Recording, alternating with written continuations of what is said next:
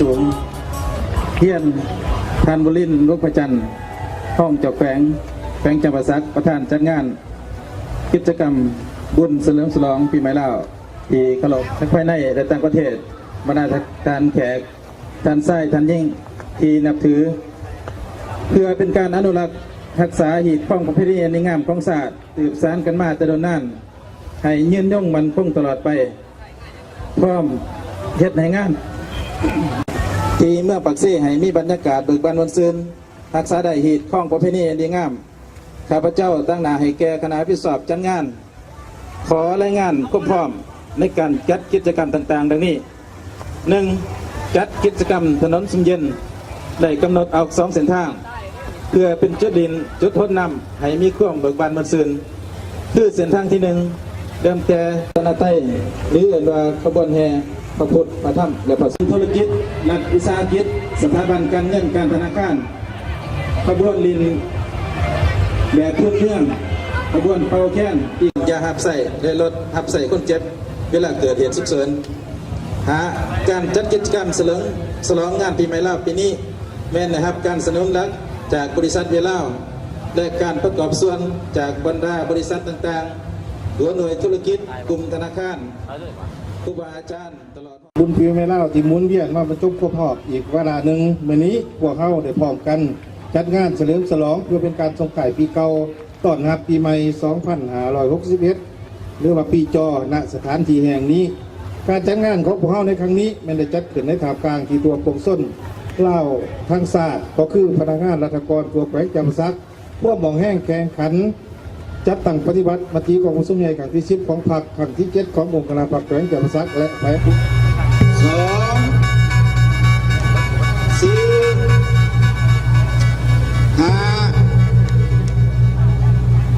7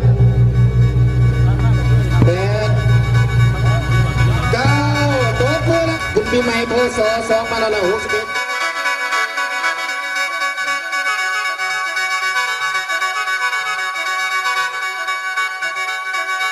อันนี้ก็ถือว่าเสียงเพลงเล่าเนาะแม่นความภาคภูมิใจอันหนึ่งของชาวลาวซึ่งว่าเพลงของเราได้ถูกรับรองจากองค์การยูเนสโกให้เป็นที่ผมเอาไปทับเอาไปยืนดูปานีจะเป็นฝรั่งเศส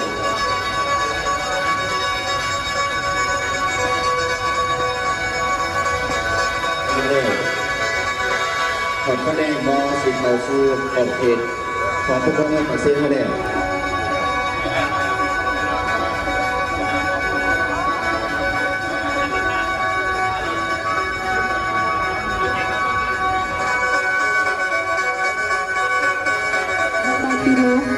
ประธานอบส.แขนนางเทิงรถผสมยามตามหลัง108 องค์นำผ้าโรยพาจารย์มหาสุวรรณจันทราประธานอบส.แขวงจำปาสักสุวรรณจันทราประธานอบส.แขวงจำปาสักเป็นวันแต่ละปีโบราณงานทรงเรือหรือว่างานพุทธิไม้กับแม่คนกับน้ำหนาพระธาตุเพื่ออะไรเพื่อยังให้หีบกองประเพณีวัฒนธรรมการดีงามของชาวเราว่าร่วมกันต่อยให้คงอยู่คู่กับพวกเราตลอดไปเป็นกระบริถิ่นเด็กฟ้านำพาตลอดมา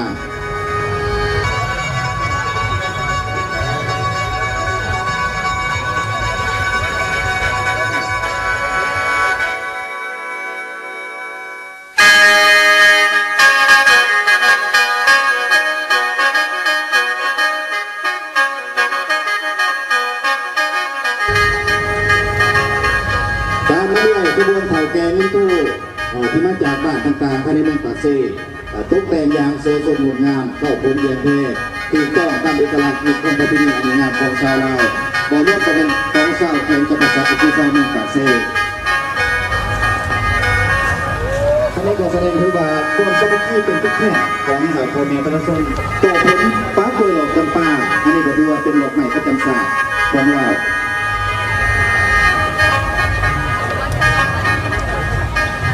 ขบวนติดตามมาตามวันนี้สุขว่าน้องดิ้นสุขพอ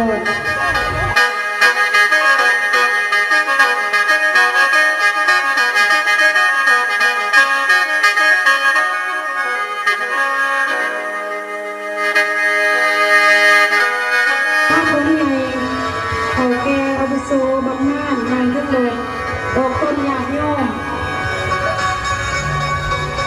นี้ก็ถือว่ารุ่นสืบทอดเนาะตกแต่งชุดเล่าเดินยางสวยสดงดงามเนาะอันนี้ก็ถือว่าซึ่งถือว่าเป็นผู้สืบทอด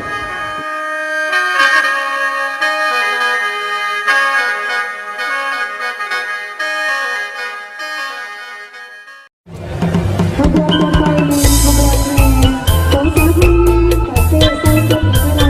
สาวที่เล่าเอาองค์ยังแค่ความรู้ว่าวันนี้ที่จะลงทุนรถทุกคน สาวโรงงานหน้าฮักหน้าแดงแก้มสีแดงผิวพรรณผ่องใสน้องจงผมยาวแต่งตัวใสสร้างงามบาดใจบาดตาเหลือเกินกายนางไปมาท้าทายอ่อนหวานนางฟ้าบ่ปานมาเปรียบเทียบเลย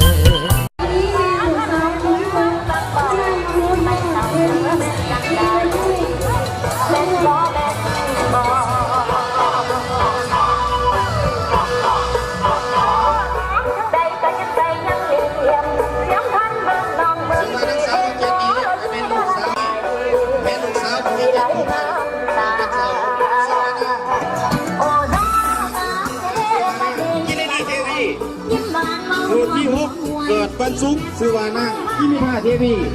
และกระผู้ที่เจ็ดเกิดวันเสาร์สุวรรณังหนูตอนทีวีเนาะที่นี่เขากำลังขึ้นเครื่องแล้วกัน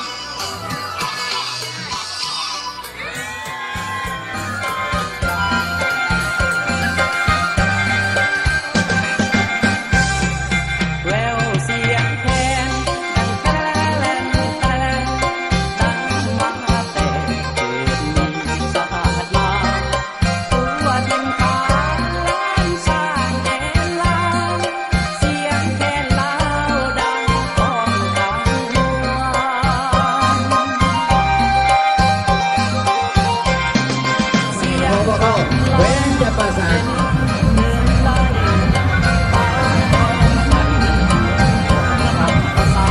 ตาขบวนอีกด้านหน้าเด็กกำลังก็เป็นเพจเป็นโซนเด็กกำลังสุรินทร์นักจุกแสงกับมาทุกคนอันนี้ก็ถือว่ามีซีซั่นดีเป็นเรื่องขบวนขบวนเรียนนั่งขบวนนี่ก็เป็นเรื่องงานเรื่องอะไรเนี่ยถือว่าเป็นเรื่องงานใหม่เลยต่อเรื่องเป็นสุดท้ายอันนี้ก็มาเป็นเสียง แค่ร้องใจละคอยทำกาย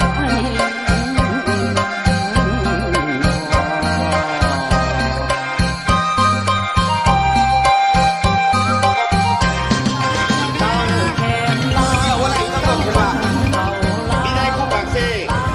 ก็มีป้ายที่ใส่ผ่านเกินที่ว่าทางผู้ชมได้ผ่านไป แขน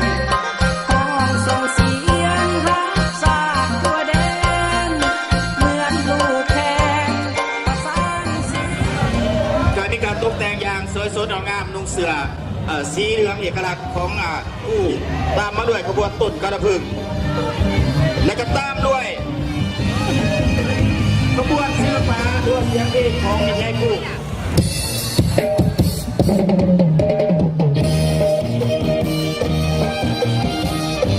ขบวนของใจปูโดประกอบด้วยเสียงเพลงและคำพ้องของเพลงของกุหลาบปากเซ่เนาะพิเศษ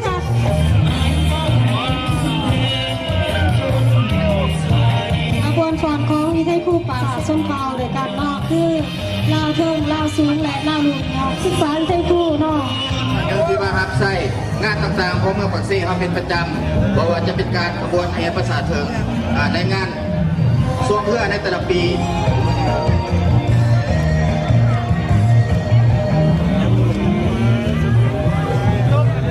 และการตามมาด้วยขบวน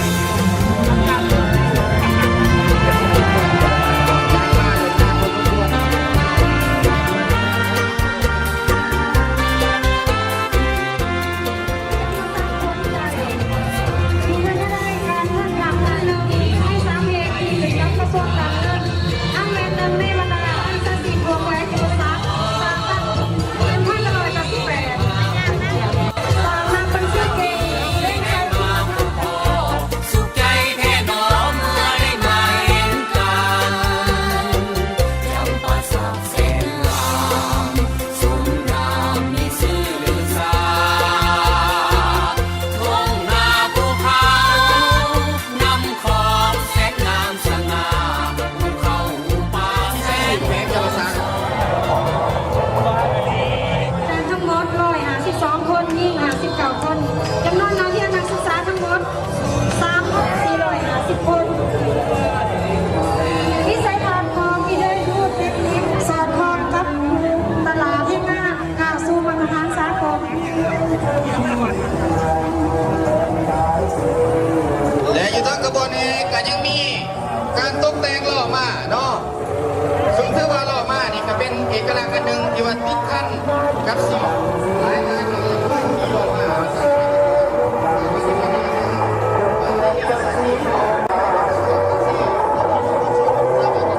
ได้เห็นได้บรรยากาศเนาะว่าในเมื่อก่อนปัจจุ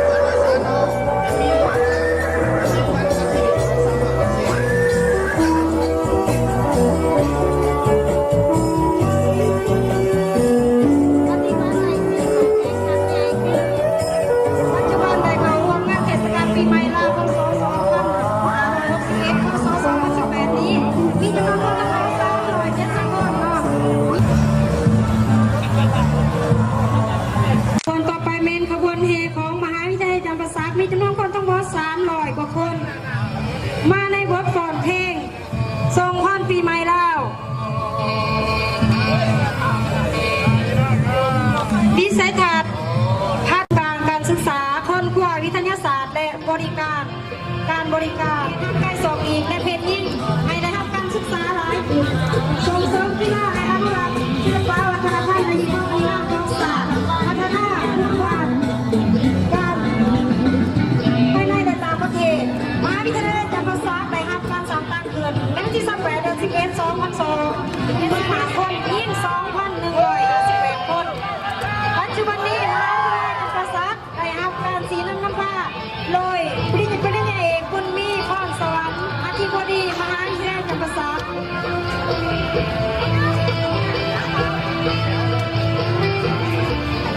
ก็ถือว่ามหาวิทยาลัยจำปาสักเป็นสถาบันการศึกษาหนึ่ง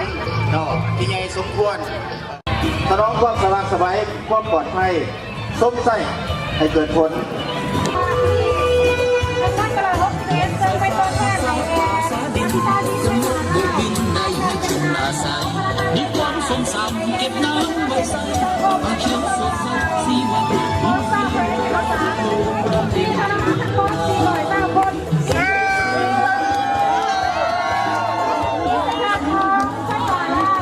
เป็นวิสาหกิจที่ทำงานในการส่งเสริมการพัฒนาสังคมของสปปลาวด้วยการตอบสนองพลังไฟฟ้าทำประกันต้นทุนออกมาเป็นแรงไฟฟ้าย่อยใหญ่อยู่ในระบบใส่คน สีและประจำล้วนสีและประจำก็เป็นสีฟ้า ศาสนามีภาษาเนาะโอ้ย ที่มาคน180 คนก่อนเพศเอาเล่าเลยที่นักประกอบแสงสมทบกับอาจารย์ทั้งแพทย์ทั้งภาคกระบวนก็ทำให้ว่ามาฮอดปี2511ได้เปลี่ยนชื่อมาเป็นโรงเรียนเทคนิคกสิกรรมป่าไม้สัตว์ป่าภาคใต้ที่ได้เปลี่ยนชื่อมาเป็นโรงเรียนกสิกรรมป่าไม้สัตว์ป่าจำปาสัก พอวันที่20 เดือนกันยายนปี 2009ท่านจ้าง8 บวก 3 สวอสัตว์ เพลงอื่นในยิมน้ำสำนานสากลพัฒนาตุ้นให้ท่านยุคสมัย ขบวนต่อไปเป็นขบวนพ่อสอขอตะพานมีจำนวนคนทั้งหมด240 คนก่อนเพลงเสียงแค่เล่าทัพพวกของพ่อสอขอตะพานเป็นผู้ร่ายกไปจิตใจของสากลสัง มาในจังหวะเสียง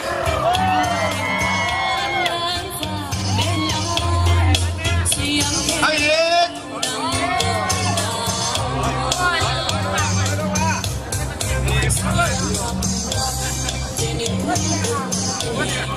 มสขอตะพานเมนขบวนเฮดินแบบพื้นเมืองมาล้างแตกคนเจียดังกันยุ่งหับเครื่องดินมาเครื่องหลังจากมสบนไซมีจำนวนคนทั้งหมด240 คน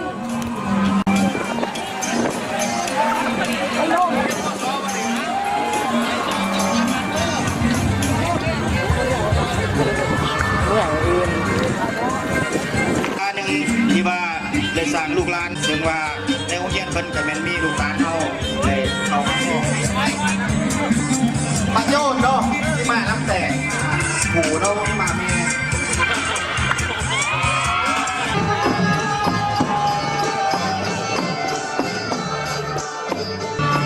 ยามมองไปปากเซ่มีนักเข้าทั้งหมด240 คนประวัติความเป็นมาของโรงเรียนและปีนี้ก็